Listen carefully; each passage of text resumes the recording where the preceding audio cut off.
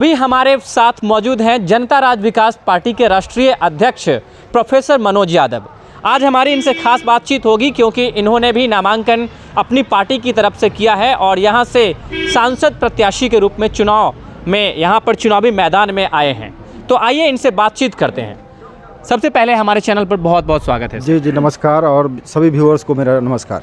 Sir मैं आपसे जानना चाहूँगा, उजियारपुर में लगातार कई प्रत्याशी आए, कई प्रतिनिधि भी आए और चले भी गए, लेकिन क्या कमियां हैं बार बार जिसके कारण से मनोज यादव को खुद ही चुनाव मैदान में उतरना पड़ता है?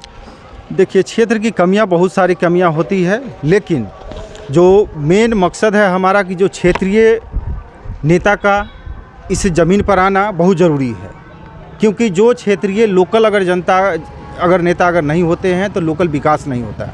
जिस प्रकार से ये गुजरात मॉडल चल रही है, ये गुजरात मॉडल हमारे उजियारपुर क्षेत्र में नहीं होनी चाहिए और नहीं चलना चाहिए।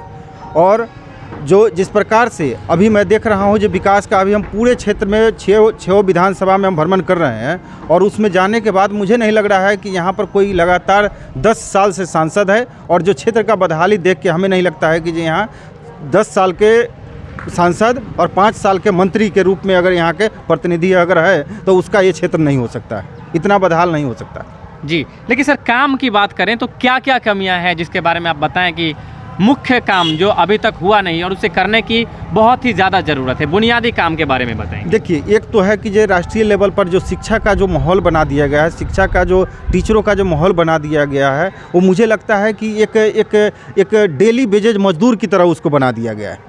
तो मुझे लगता है कि इस पर जो प्रतिनिधि है उन लोगों को इस पर एक्शन लेना चाहिए, उन लोगों को चाहिए कि इस पर कुछ विचार करना चाहिए।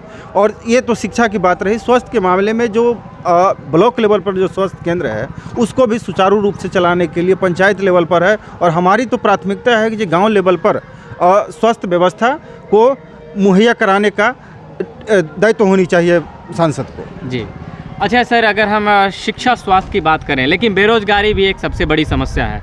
बेरोजगारी और जो पलायन यहाँ से होता है, जो यहाँ के मजदूर होते हैं या फिर यहाँ के जो निवासी होते हैं वो बाहर जाते हैं मजदूरी करने के लिए, और इसके कारण से कई सारी कठिनाई भी आती है जब कोई आपदा आती है।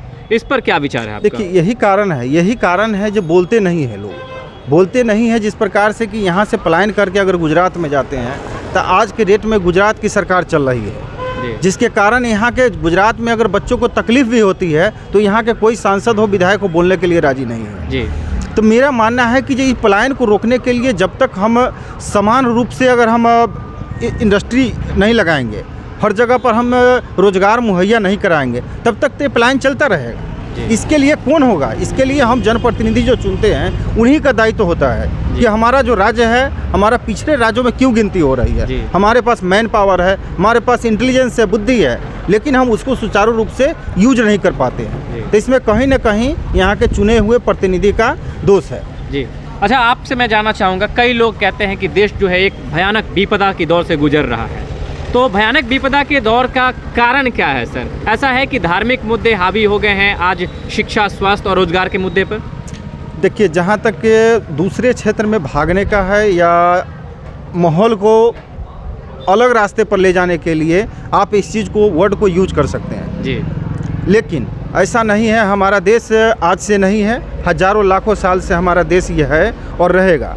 रह गई बात कि बीच बीच में जिस प्रकार से लोग आ रहे हैं वो जनता को गुमराह करके, मिस गाइडलाइन करके, और जनता को दूसरे क्षेत्र में वो धक्का दे रहे हैं, फोर्स कर रहे हैं कि तुम ऐसे करो। लेकिन मेरा मानना है कि जी यहाँ भाईचारे का जो माहौल बनते हुए शुरू से आते गया है, उसी में हम लोग को उसी तरह से आगे की ओर बढ़ना चाहिए।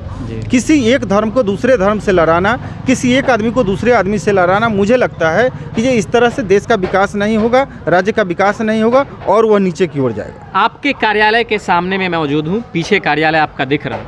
आपसे जानना चाहेंगे कि यदि आप यहाँ से सांसद बन के आते हैं तो क्या प्राथमिकता रहेगी अपने क्षेत्र के लिए? देखिए, सबसे पहले प्राथमिकता तो अमन चैन भाईचारा का हमारा रहेगा, और उसके बाद जो विकास का जो हमारे भारत सरकार की जो गाइडलाइंस के अनुसार, जो भारत सरकार के अकॉर्डिंग से जो एक सांसद प्रतिनिधि के रूप में, सांसद के निधि के रूप में दिया जाता है, उसको हम हर संभव मैक्सिमम जो 5 करोड़ दिया जाता है पर ईयर दिया जाता है। हम कह रहे हैं कि हम 7 करोड़ 10 करोड़ भी हम खर्च करेंगे जी, बट इसके लिए बुद्धि विवेक होनी चाहिए। आज के डेट में हमारा जो सांसद निधि आ रही है 50% यूज हो रही है और 50% वो रिटर्न चला जाता है, 50% वो प्रधानमंत्री कोष में जमा हो जाता है, 50% वो गुजरात के भलाई के लिए जमा हो रहा है। ये हम नहीं होने देंगे। जी।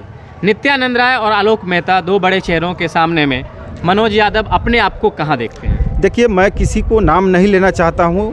हर कैंडिडेट है यहाँ, और किसी कैंडिडेट के नाम लेके मैं ये नहीं कहूँगा कि वो ख़राब है, मैं अच्छा हूँ। ये तय करना मेरे पार्टिकुलर मेरा दायित्व तो नहीं है। ये तय करना हमारे यहाँ के जनता भाई है, बहन है, माता है, बहन है, उनकी दायित्व है कि वो देखे कि अगर हमारे क्षेत्र के विकास के लिए अगर नित्यानंद राय सही है तो उनका चुनाव करें, हमें कोई आपत्ति नहीं है। अगर उनके विकास के लिए अगर मैं मानता हूं कि जो ये दोनों तीनों चारों जितने भी अब 13 उम्मीदवार है, उसमें मैं अपने आप को मानता हूं कि मैं बेहतर उम्मीदवार के रूप में हूं और बेहतर मैं कार्य करके दिखाने के लिए तैयार हूं। जी सर, जाते जाते अंतिम में आपसे जानना चाहेंगे, आपका क्षेत्र उजियारपुर, कहाँ तक आपकी लहर चल रही है और क्या लगता है कि कितने मतों से आपकी विजय प्राप्त होगी? देखिए, इस क्वेश्चन का जवाब मैं नहीं, ये जनता देगी जी। लेकिन जहाँ तक मैं जो घूम रहा हूँ, जो मुझे प्यार मिल रहा है, आशीर्वाद मिल रहा है, मैं अपने आप को मानता हूँ कि जब मैं इस क्षेत्र के विकास के लिए मैं आगे बढ़ चुका हूँ और मुझे आशीर्वाद मिलेगा। जी। अंतिम में जाते जाते अपने उजियारपुर क्षेत्र की जनता के लिए दो शब्द कहें सर। मैं उजियारपुर क्षेत्र के जनता के लिए यही अनुरोध कर रहा हूँ, आग्रह कर रहा हूँ कि जो आगामी जो 13 तारीख को जो चुनाव मतलब वोटिंग हो रही है, उसमें सभी जाति धर्म के लोग आके आगे बढ़ चढ़ के भाग ले और 6 नंबर पर जो कैंची छाप है जनता राज विकास पार्टी के उम्मीदवार प्रोफेसर मनोज यादव के नाम पर आप वोट कीजिए। निश्चित रूपेण आपके क्षेत्र के विकास के लिए हम हर संभव प्रयास करेंगे और करेंगे। सर, अंतिम में मैं एक सवाल आपसे करना भूल गया था। आपकी जो पार्टी है वो कितने जगह पर चुनाव लड़ रही है? मेरी पार्टी पूरे देश में लगभग 50 से ऊपर जगहों पर चुनाव लड़ रही है जी। लगभग 12-13 कैंडिडेट हमारे बिहार में है, बाकी और स्टेट में है, उत्तर प्रदेश है, आपको राजस्थान है, हरियाणा है, कर्नाटक। कितनी सीटें उम्मीद हैं, आप लग रहा है कि इस बार आपकी झोली में आएगा सर? हम तो देखिए, कैंडिडेट से पूछेंगे, पार्टी से अगर पूछेंगे तो हम तो कह रहे हैं कि अगर 50 के 50 खड़े किए हों तो 50 के 50 हम जीत रहे हैं जी। ये लेकिन हम जनता के ऊपर छोड़ रहे हैं कि जनता तय करेगी कि किसको जिताना है, किसको हराना है। जी, बहुत बहुत शुक्रिया।